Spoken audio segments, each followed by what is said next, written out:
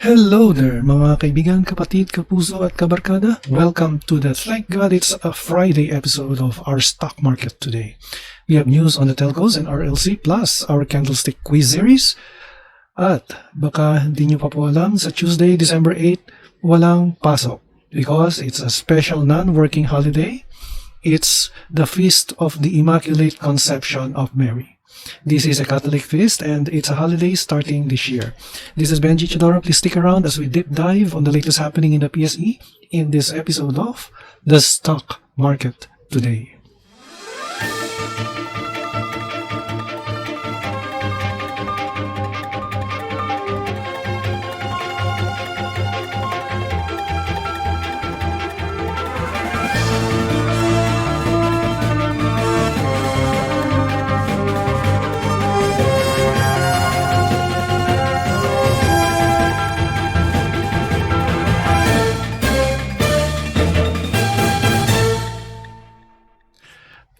Bago po ang lahat, basahin po muna natin ang ating mga reminders at disclaimers.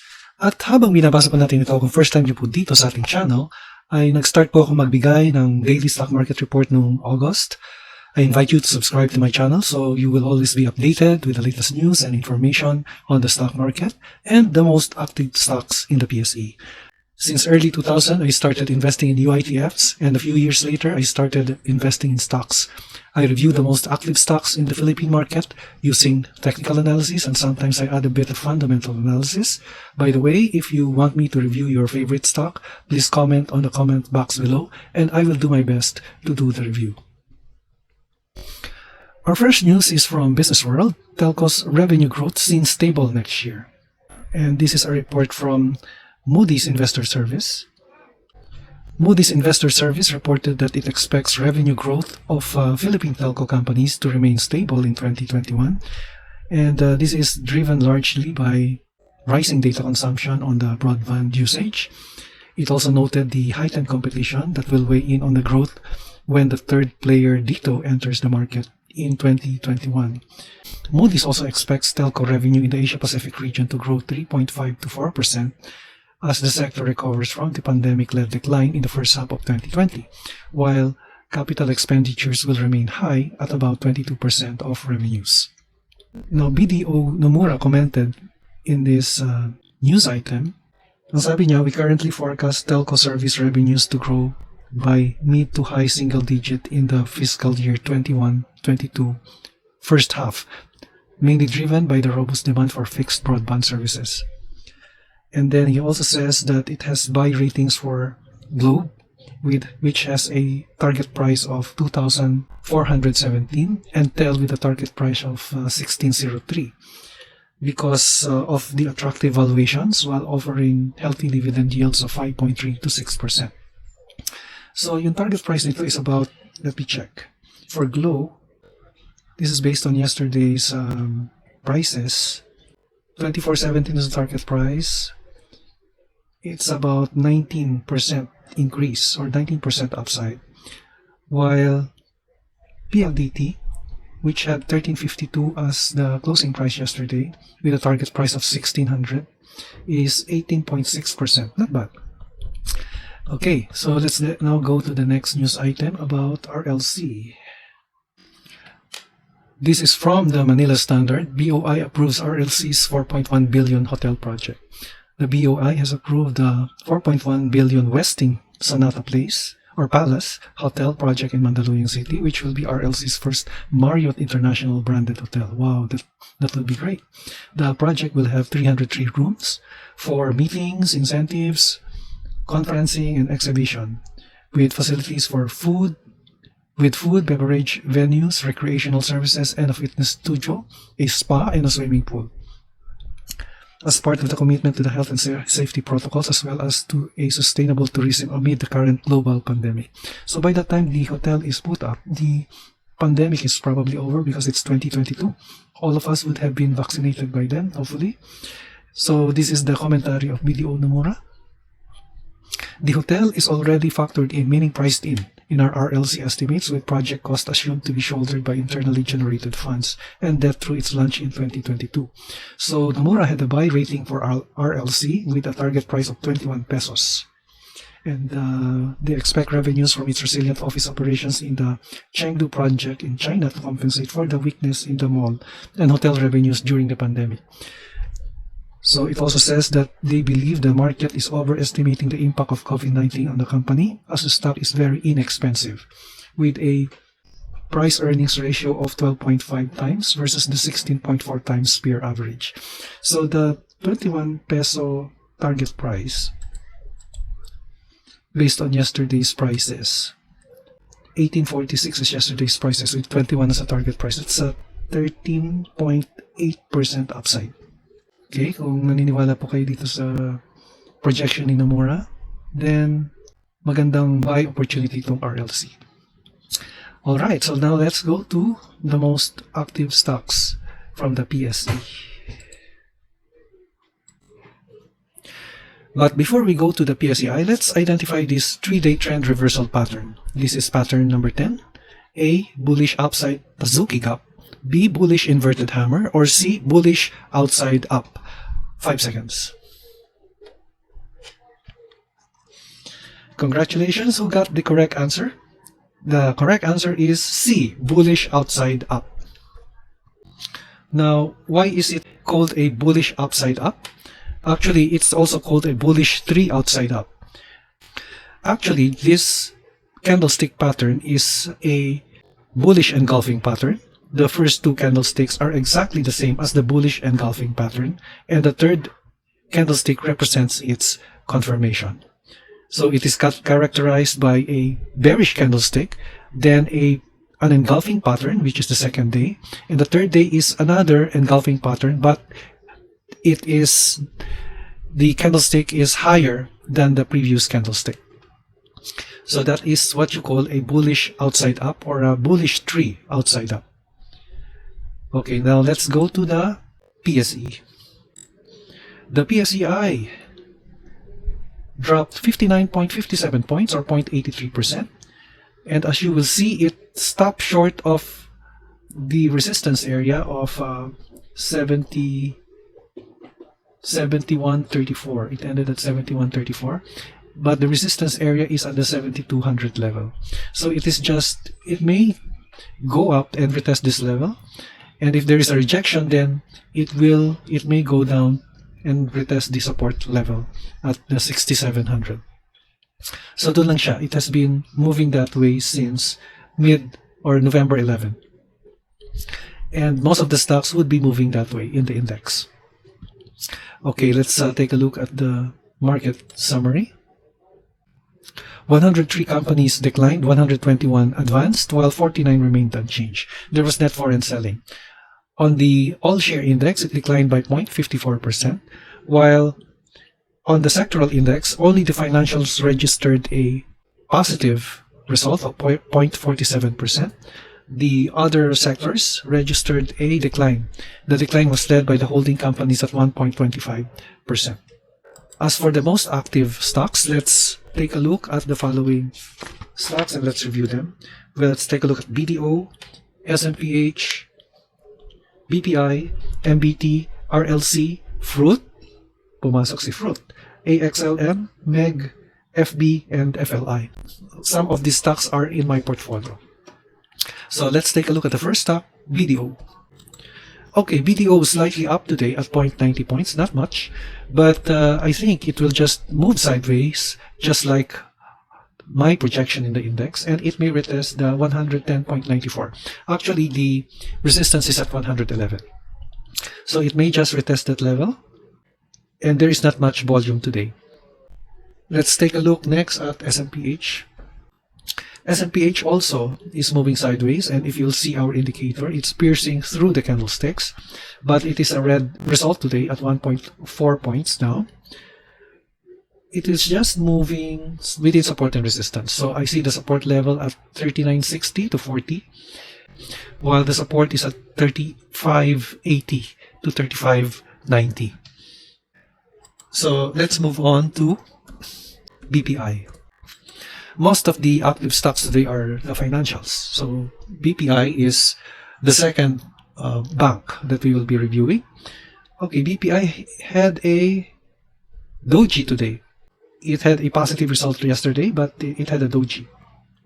So a doji is an uncertain candlestick, but it closed at the price above our 20-day exponential moving average. So I just expect the stock to move sideways, in which it will retest the 80 peso level, which is the support, and the 88 or 89 level, which is the resistance.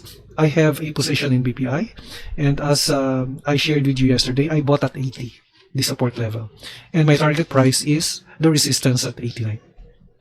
Next, let's take a look at MBT. Okay, MBT also had it's slightly up, opened at 50.90 and closed at 51. So not much movement today, and probably just consolidating. So it may just retest the nearest resistance at 53. But based on the movement of the stock, it may continue to move higher. Or baka malang mag-consolidate dito sa area nito before it continues to move higher. Just take note that there's net foreign buying on the stock at 32 million. And then let's take a look at RLC. May position din ako dito. But before we proceed with RLC, let's take a look at our next candlestick formation. Identify this bullish 3-day trend continuation pattern. A. Bullish upside gap filled. B. 3 white soldiers. Or C. Bullish upside Kazuki gap. 5 seconds.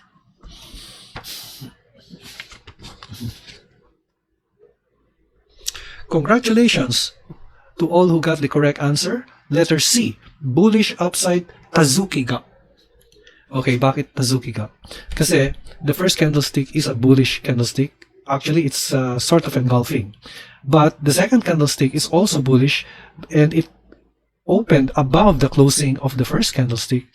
And it is much shorter. Actually, pwedeng longer or shorter. However, the third candlestick is a bearish candlestick, which opened within the body of the previous candlestick but closed lower. But it didn't fill the gap here. Yan, yung gap between the first candlestick and the third candlestick. The closing price of the third candlestick and the closing price of the first candlestick, merong gap. So, ang tawag dyan is the bullish upside Kazuki gap. Okay, so let's now take a look at RLC. Wow, RLC continues to move higher. It increased by 3 or almost 4%.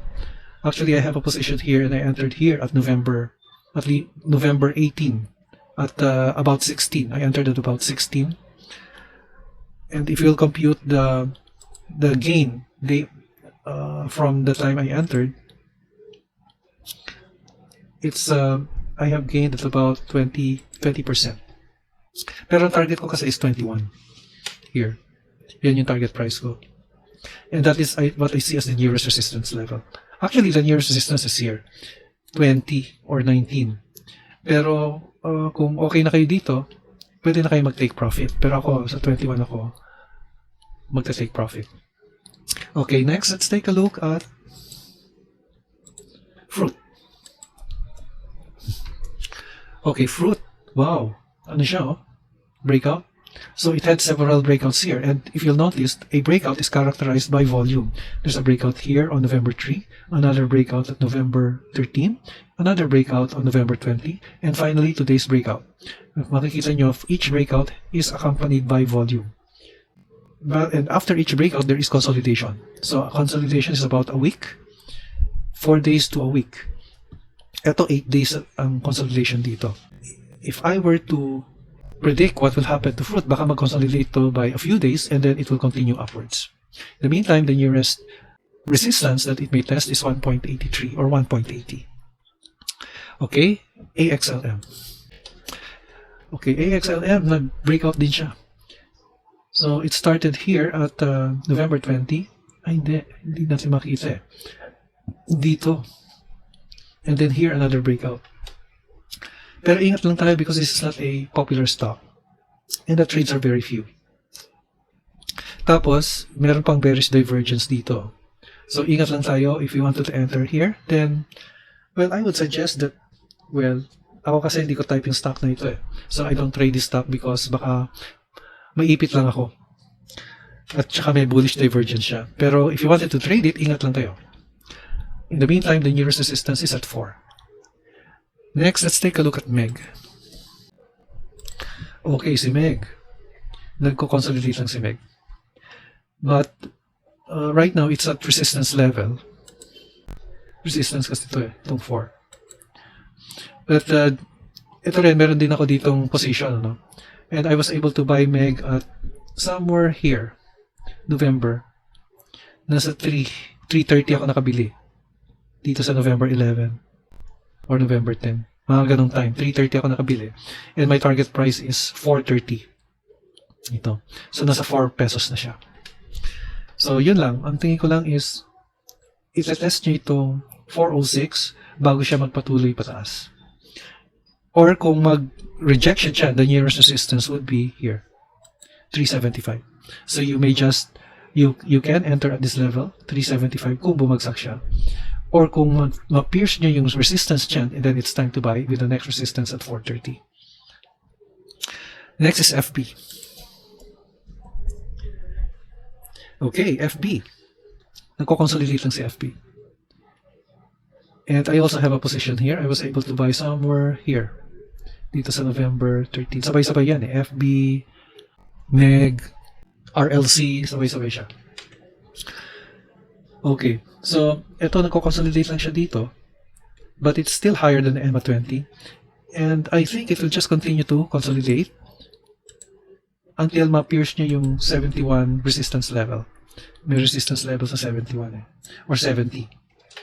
So, kailangan ma-pierce niya yan. And then the next resistance level is 80. Ang 80 is my target price actually for FB. Okay. And then let's take a look at FLI. Okay, but before we go to FLI, let's take a look at our next candlestick pattern. This is our last for the day, and maybe next week we'll have another set. Number 12, identify this bullish 3-day trend continuation pattern. A, bullish upside Tazuki gap. B, bullish upside gap filled. Or C, 2 white soldiers and black crow. 5 seconds. Congratulations to those who got the correct answer. The correct answer is bullish upside gap filled. So this is just two candlestick pattern. One is engulfing. The second is there is a gap, meaning the gap up. No? The second candlestick is a bullish candlestick wherein the opening price is higher than the previous day's closing price. But the third candlestick opened at the middle, meaning the opening price is lower than the closing price, and it closed lower than the closing price of the first candlestick, filling that gap between the first and the second. So that is a bullish upside gap fill. Let's now go to FLI. Or tapos na ba si FLI? Tapos na ba si FLI? Okay, FLI. FLI had a doji here. But medyo malaki ang potential ng stock because umabot siya ng 1.9, no? 190. 190 level ang inabot niyan. And it's slowly going up. If you'll notice, medyo ano lang siya, low profile. Pero it had a breakout here na nag-consolidate. Sort of a breakout. Pero patuloy yung ano niya, continuation niya, yung pataas na momentum, ano? And it made us the 130 level. Actually, I was able to buy at 110. Banda rito. Medyo late na ako nakapasok dito eh. Dito sa November 24, I think ako naka-buy at 110. And my target price is 130. So, ganun lang yan. FLI naman is also a good company. Yan ang ating stock market report. Today is December 4. Thank God it's a Friday. Ito po si Benji Chitora, nagpapaalala, an investment in knowledge pays the best interest. Happy weekend and God bless you all.